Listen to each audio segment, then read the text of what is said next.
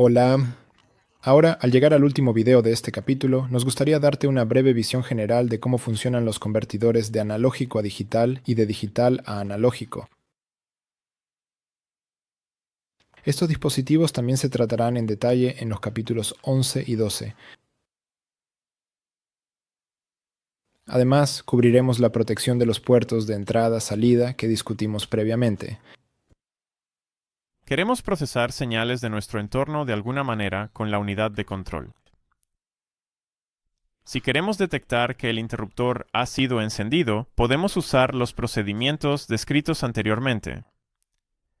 Como hemos visto, tanto el estado encendido como el apagado de un interruptor tienen un valor digital bien definido. Sin embargo, hay muchas cosas con las que ya no podemos tratar tan fácilmente, ya que no pueden existir solo dos estados bien definidos. Por ejemplo, consideremos la medición de la temperatura. El mercurio de un termómetro puede tener muchos valores y puede tomar cualquier valor entre dos valores bien definidos. Para entender los procesos necesitamos dos definiciones. En primer lugar, ¿qué es una señal analógica? Una señal analógica no es más que una representación de una cantidad física continua, por ejemplo, temperatura, humedad, presión y una función continua del tiempo. Consideremos los termómetros de mercurio, donde la longitud del mercurio como señal analógica representa la temperatura de tal manera que ambas cantidades varían en proporción una con la otra. Dado que este es un curso de electrónica, la señal analógica más común es la señal de voltaje o corriente, que es una función del tiempo. La medición de otras cantidades físicas también puede reducirse a la medición de voltaje o corriente de alguna forma. ¿Y cómo definirías el término señal digital? Una señal digital es una señal que no es continua en el tiempo y que solo puede tomar un valor discreto. A esto se le conoce como cuantizada. Una señal digital suele codificarse mediante números, la mayoría de las veces en forma binaria. Una señal digital toma un número finito de valores distintos en un instante dado de tiempo.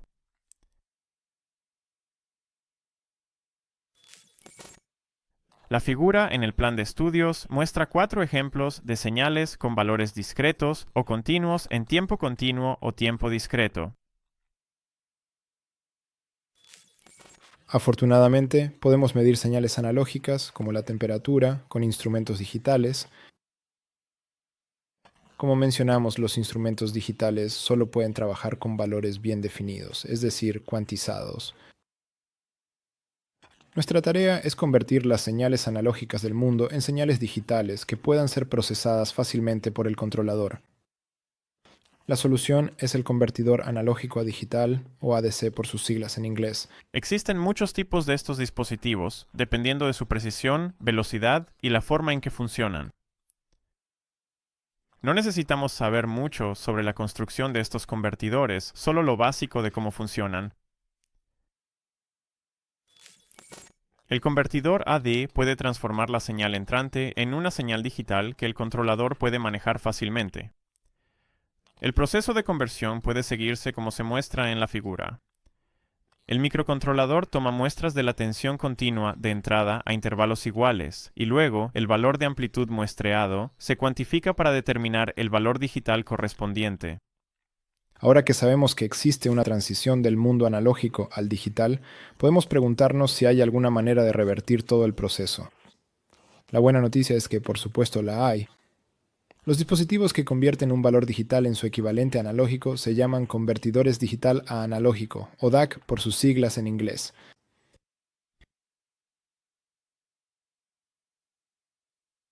Estos son herramientas comunes y ampliamente utilizadas. Solo por darte un ejemplo, nos permite reproducir sonidos o música desde nuestros dispositivos informáticos, y gracias a esto puedes escuchar nuestra voz ahora. En este capítulo, aún no necesitas tener un conocimiento profundo de cómo funciona el dispositivo. Todo lo que necesitas saber es que puedes usar el controlador para ingresar un número o una secuencia de números al convertidor DA y este producirá una tensión analógica correspondiente en su salida.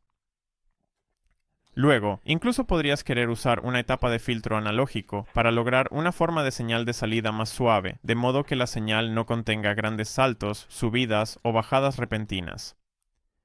La figura puede ser un poco engañosa porque no podemos recuperar nuestra señal perfectamente después del filtrado.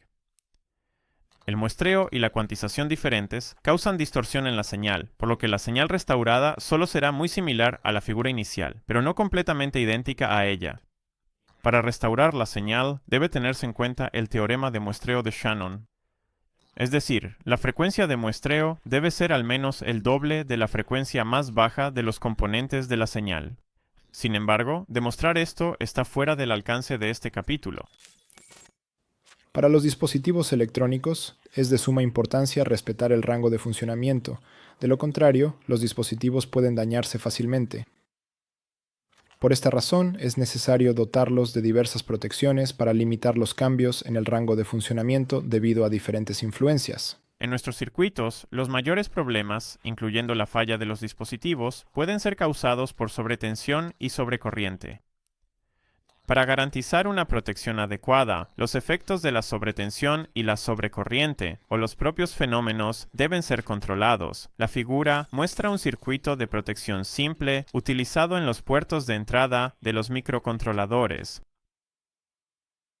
Los diodos D1 y D2 están ubicados dentro del microcontrolador y cumplen una función en la protección contra sobretensiones. Si el voltaje en una pata supera la suma del voltaje de alimentación y el voltaje de apertura del diodo, el diodo D1 se activa y limita la entrada a la suma de esos voltajes. En el otro caso, si el voltaje en la entrada cae por debajo de la diferencia entre el potencial de tierra y el voltaje de apertura del diodo, el diodo D2 se activa y limita el voltaje. Si la sobretensión está presente en la entrada durante un periodo prolongado, la cantidad de energía disipada en los diodos aumenta. Los diodos se calientan cada vez más y finalmente se queman. Este problema se puede solucionar insertando una resistencia en serie. La resistencia cumple una función de limitación de corriente. Su valor debe elegirse de manera que no circule más corriente que la máxima permitida a través del diodo interno ante la máxima diferencia de voltaje. La misma solución también puede utilizarse para proteger las salidas. En este caso, debe dimensionarse de manera que, cuando la salida del controlador esté configurada a un nivel lógico alto o bajo, y se suponga un cortocircuito a tierra o a la tensión de alimentación debido a una falla, ninguna corriente que fluya a través de la salida supere el valor permitido en la hoja de datos. La protección puede mejorarse aún más incorporando un condensador C1. La resistencia R1 implementa un filtro RC junto con el condensador C1. La resistencia sigue actuando como limitador de corriente, mientras que el condensador filtra el ruido de alta frecuencia. Si no desea depender de los diodos internos para la protección, puede utilizar diodos externos, preferiblemente diodos Schottky D3 y D4 en la figura. Los diodos Schottky son diodos especiales fabricados a partir de una combinación de un metal y una oblea de silicio dopado. En la práctica, tienen la gran ventaja de activarse más rápido y de tener casi la mitad de la caída de tensión directa que los diodos de uso general. Esto hace que el sistema sea redundante y por lo tanto mucho más confiable.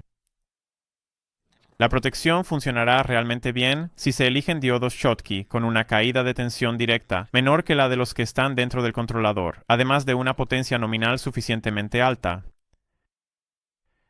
Los diodos externos se activarán antes y disiparán el exceso de energía, por lo que los diodos internos D1 y D2 no conducirán, incluso en caso de una falla. Las sobretensiones momentáneas creadas por descargas electrostáticas, o ESD por sus siglas en inglés, en los dispositivos también son perjudiciales. En tales casos, se deben usar diodos TVS, es decir, diodos de supresión de voltaje transitorio. Un diodo de este tipo en el diagrama es el D5. Estos dispositivos pueden cortar rápidamente grandes picos de voltaje. Se proporciona una protección adicional colocando un anillo de ferrita, marcado como L1 en la figura. Es una bobina sobre un núcleo de hierro, lo que aumenta la inductancia. Esta bobina incrementa el tiempo de subida del fenómeno transitorio, dando al diodo TVS aún más tiempo para actuar. En la mayoría de los casos no es necesario y resulta bastante costoso proporcionar este nivel de protección para todas las entradas, pero puede haber aplicaciones críticas para la seguridad donde es esencial. Esto nos lleva al final del capítulo 7. En resumen, este curso nos ha introducido a los puertos de entrada y salida de propósito general del microcontrolador. Hemos aprendido sobre los modos de operación en los que podemos utilizar estos pines y sus configuraciones especiales, como comunicación, conversión de analógico a digital o incluso conversión de digital a analógico. Finalmente aprendimos cómo proteger nuestro controlador de influencias externas inesperadas, como sobretensión, sobrecorriente, ESD o incluso cableado defectuoso. Espero que con este conocimiento ahora te sientas seguro para empezar a implementar tus propias ideas. Siguiendo los ejemplos prácticos proporcionados, puedes desarrollar diversas aplicaciones paso a paso. Te recomendamos que sigas viendo más videos de CCE. Adiós. Adiós.